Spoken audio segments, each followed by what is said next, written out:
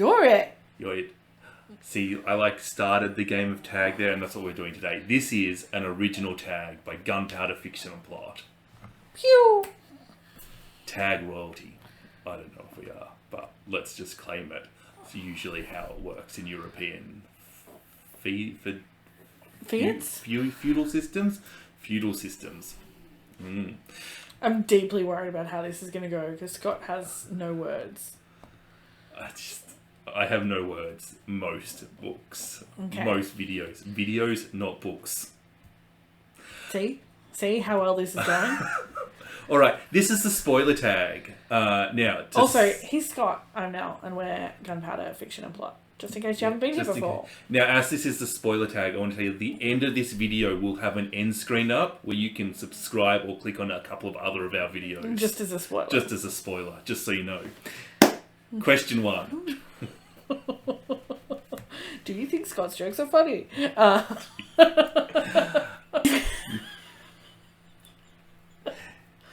Does the fact that they're terrible make them funnier? Yes. Yes.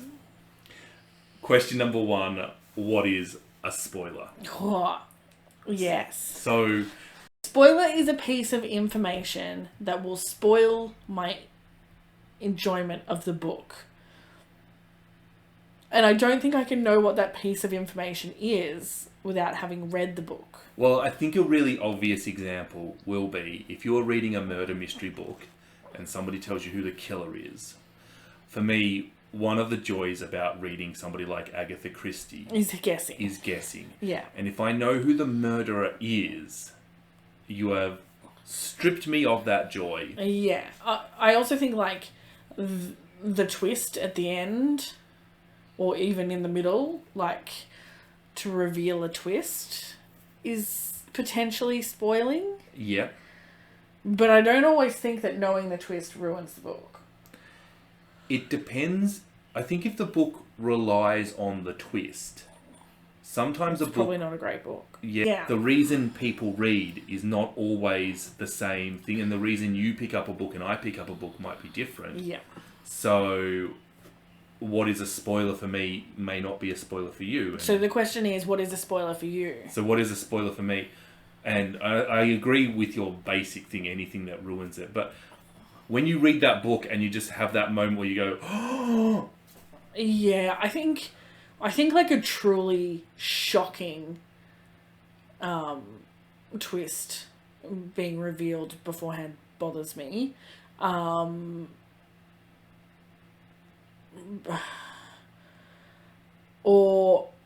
if the way that the main conflict is resolved is revealed beforehand, if you're seeing two characters deal with some kind of conflict in their relationship or whatever it may be that is the center of the whole book, and then you get to the end and they find their way to resolve it, and knowing that beforehand can, not always, but can ruin, I guess, the tension of the conflict. Yeah.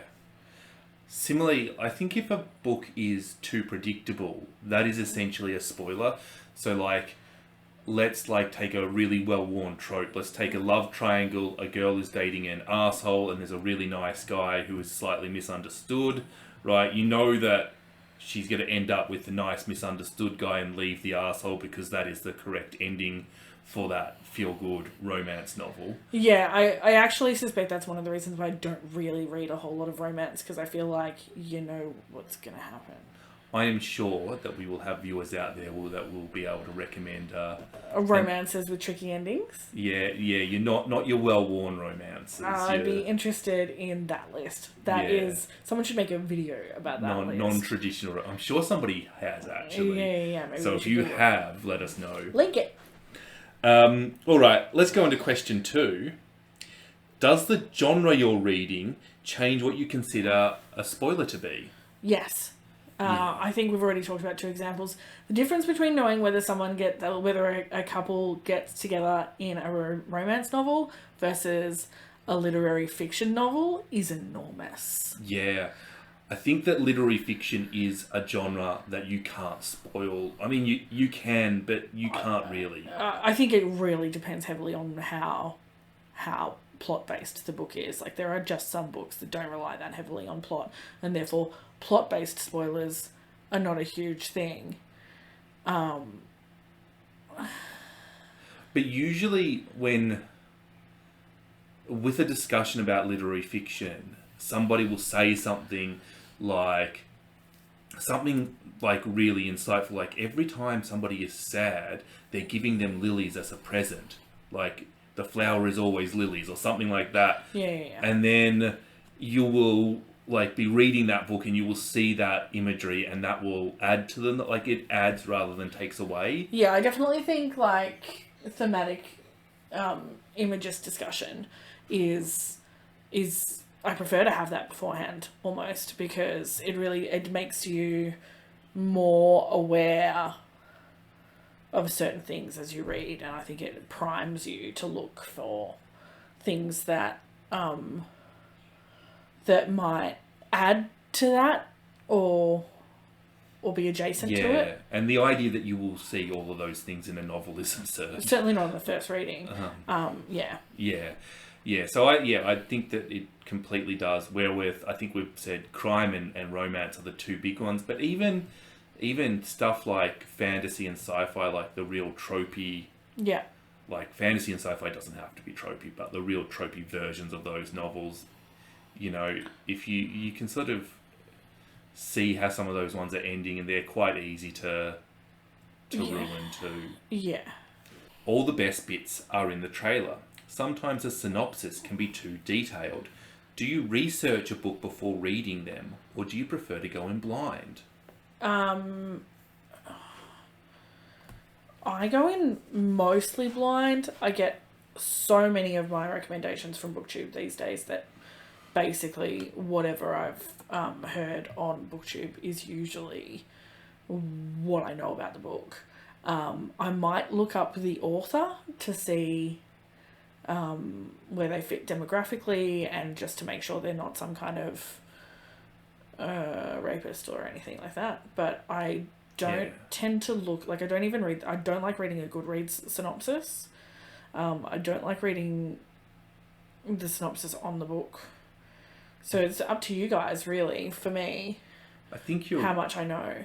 I think you're right. Like, before BookTube, when I was getting recommendations elsewhere, I could go into a book completely blind and just simply know the title and author, and that would be it. Now I don't have that. I mean, I can still do that now, but also sometimes, you know, we watch a lot of BookTube. The idea that I can recall everything that everybody has said about every novel is ridiculous. No, I can't recall what I said last sentence. I've got to say that the fact that I buy most of my books online, and that I buy them because of BookTube, often means that I'll be sitting there literally watching a review, and I will purchase a book on the spot, or save it to Scribd or whatever I do, which means that I can almost tune out halfway through a review and choose to listen to less. Like, somebody will say the thing that gets you interested, and that's totally what I bought The Prophets last week, and I have a very small idea of the synopsis, but the thing that caught my attention is everyone who mentioned it talked about the quality of the writing, and I think I'd seen two people sort of say, "Oh, I haven't finished this yet, but the writing is beautiful," and then I saw Greg at Supposedly Fun say that, and then I stopped listening to whatever he said, and I bought the book. So he could have given 800 spoilers after he said that, but that's all I needed was person number 3 to say that the writing was spectacular. So generally I prefer blind. I prefer blind. Sometimes the introduction or translator's notes can spoil a book, especially when it comes to classics. Has this ever happened to you? Anna Karenina, the end was spoiled for me by the introduction. So you learnt that Levin just thought for a bit for like pages and pages on end. Was that spoiled for you? No, not that bit. But everyone who's read it knows the bit that I mean. And they also know that it's so heavily signposted that really, as far as spoilers go, it didn't really ruin anything for me. But I did know beforehand. I thought it was foreshadowed, but I thought it created a feeling of like dread. And well, I definitely had that feeling of dread because I knew it was coming. The whole time I was like, oh, don't. Yeah, So I don't think that the foreshadowing necessarily is the same as spoiling it. No, I don't think it is, but also like reading Romeo and Juliet, every time you come to that scene where they, do what they do. The one where they kill each other. Well, themselves, yeah. Every time I hold my breath, like it's going to have a different outcome. Like, it's not. It's going to be the same every time. We should, publish a version of Romeo and Juliet where they, don't both kill leave. each other and not tell anybody that we've amended the ending. Just change it so that they can out there. get married and bicker for the next 20 years. Oh my God. That would be a brilliant ending. And then after 30 years of marriage, and then Juliet stabbed Romeo in his sleep because he was having an affair with the neighbour. My example is actually not an example, but I swear that the Mayor of Casterbridge was completely ruined for me when somebody told me that the main character sold his wife, which happens in the opening chapter. So you went in thinking it was spoiled and then it happened straight away. Oh, I like Hardy. I should read this book. It's quite a famous one of his books. I should. Yeah. And then the introduction was and he sold his wife, and I was like, you arsehole, not the character, the introduction. Yeah. So, fortunately, not a spoiler, but I was very murderful as that happened. That's funny. Name a time somebody spoiled a novel for you. Oh. Wow. I can't actually think of... I've got plenty of movies, stories, thanks, Kate. But I actually can't think of a novel. Well, I've got a novel, and I don't know if this was a spoiler, but it made it worse. And I'm not sure if it did made it worse. But Moby Dick. Now, if you've not read Moby Dick, it is a whale encyclopedia. It is a whale encyclopedia masquerading as a novel. And on various TV shows, and it's just relatively common knowledge that Moby Dick the whale does not turn up until the last 3 pages of the novel. And as you're making your way through this slog, you're like, oh dear God, I know how this novel ends, and we are so far away from anything happening. Why am I still reading this? It was just... And I don't know whether, if I didn't know that it was like that, whether I would have gone, okay, maybe something will happen today. Whether I would be like, no, yay, I learnt how harpoons work today. I doubt it. I remember you reading that book. Yeah, that was being so mad at it. Whenever I see people not hating that book, I'm like, how far in are you? Has it ground you down to pulp yet? So... I think that actually raises an interesting thing about spoilers in particularly of classics, in just in the ether of popular culture. I personally have avoided spoilers of any description for Les Mis for my entire life. It has taken a conscious effort. I literally run screaming from the room anytime anyone starts to talk about it. If there's any kind of reference on The Simpsons, gets turned off, nothing, because I want to read it first, and I've not yet gotten around to doing that. These are Les Mis readathon on right now. There is. I should be reading it. I totally should be, but it's actually really hard if you put your mind to if you're consciously trying to avoid spoilers. It's super hard for some of the bigger older classics. And does it make a difference to how we enjoy them? I don't know. I'll let you know when I read Les Mis. I don't know. When I did the Middlemarch review, Danny asked me off, like in Voxer, like, did you mention any spoilers? I actually found it really hard to answer that question because I was like, how far into the plot can you talk about as part of your synopsis without it being...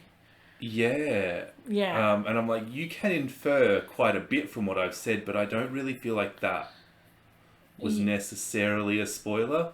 And for novels like Middlemarch, the very, like, if you have read Middlemarch, tell me, can I spoil that novel by giving you anything in the plot? You know, would knowing who ended up with who spoil it? Because it wouldn't spoil it for me, but like, yeah. Did we answer the question? Yeah, maybe. I don't know. We asked it. That's the most important thing. Have you ever spoiled a novel for somebody else? I don't know what you're talking about now. I have never spoiled a novel for you, ever. You spoiled a bunch of novels that I haven't read yet. I don't know. That scene in Jude the Obscure, totally not... Yeah, okay. I did tell Nell that scene in Jude. If you've read Jude, it was that scene. Yes, I know what happened. I haven't read the first page. He's Judy Head. Judy Head, yeah. It was so good I had to tell somebody, and you were the I'm unfortunate. married to him, so it was me. Yeah.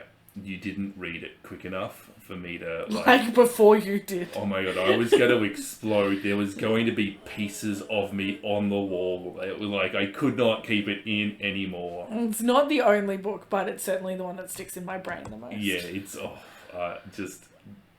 was so good, and... that one scene. Jeez. It was horrible.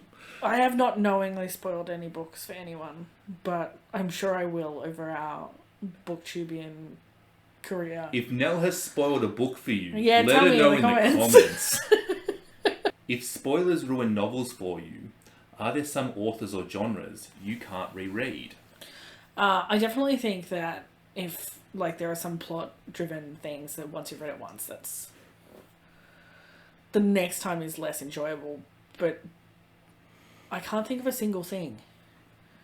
Well, I have two very interesting examples, I think. Murder on the Orient Express is a very famous Agatha Christie novel. It's one of her bests. And I was reading it last year or the year before.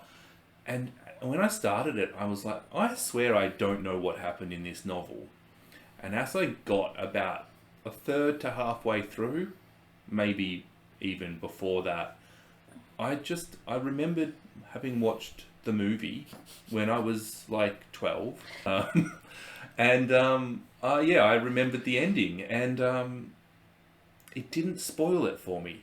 And really, that one should have. It's such a good Christie book. It's such an unpredictable ending, and it really...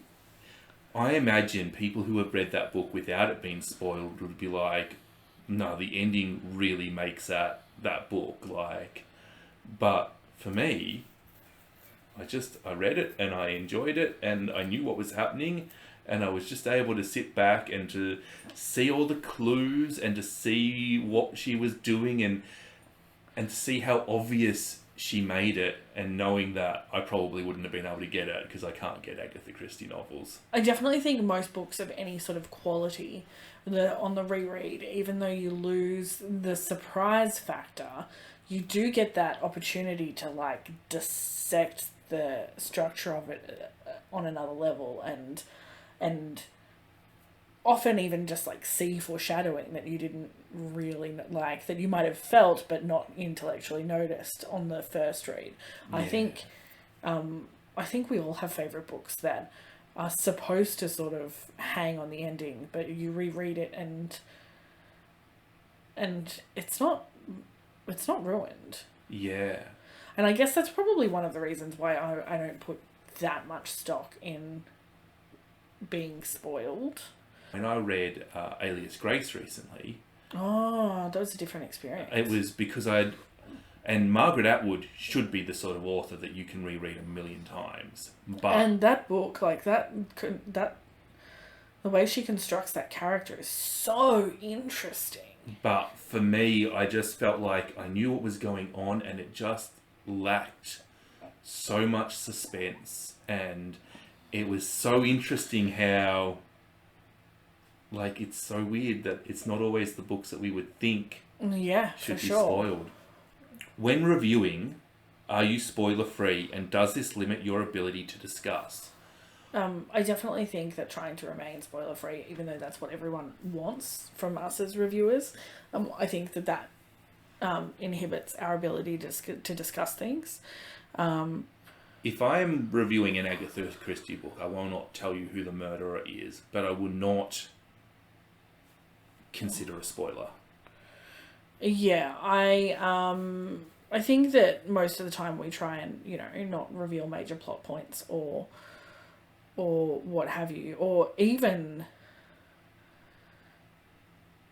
when I'm choosing a book, I prefer to select based on descriptions of how the book made you feel, or responses to the book, rather than necessarily a description of the plot.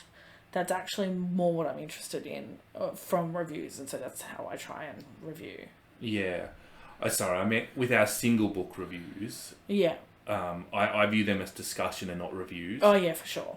So if you, like, we posted one of Mouse, there's nothing hugely spoilery in that, but we have not considered... Yeah, we haven't talked about, like, we haven't said, oh, spoiler coming up, like, we haven't even thought about whether it is a spoiler. We've just talked about the book. Yeah.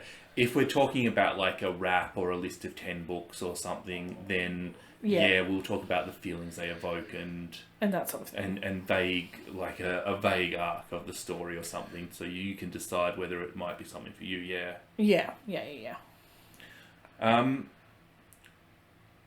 That's the tag. Oh, that was right. quick. So there is one last question. It's called Shout Out. Tell us about 5 channels you enjoy and tag them in the video. Now, I don't know whether it's because this is an original tag or because there's 2 of us. But we've ended up with 10. But we're doing 10. And we know that we missed some people we love. So, sorry if that's you. Who are we going to tag?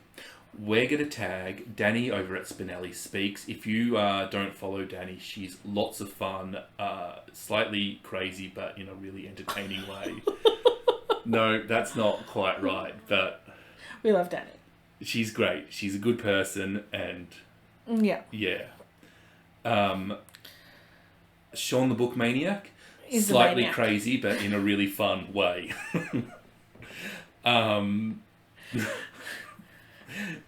Who's next? Daniel at Guilty Feet, slightly crazy, but in a really fun way.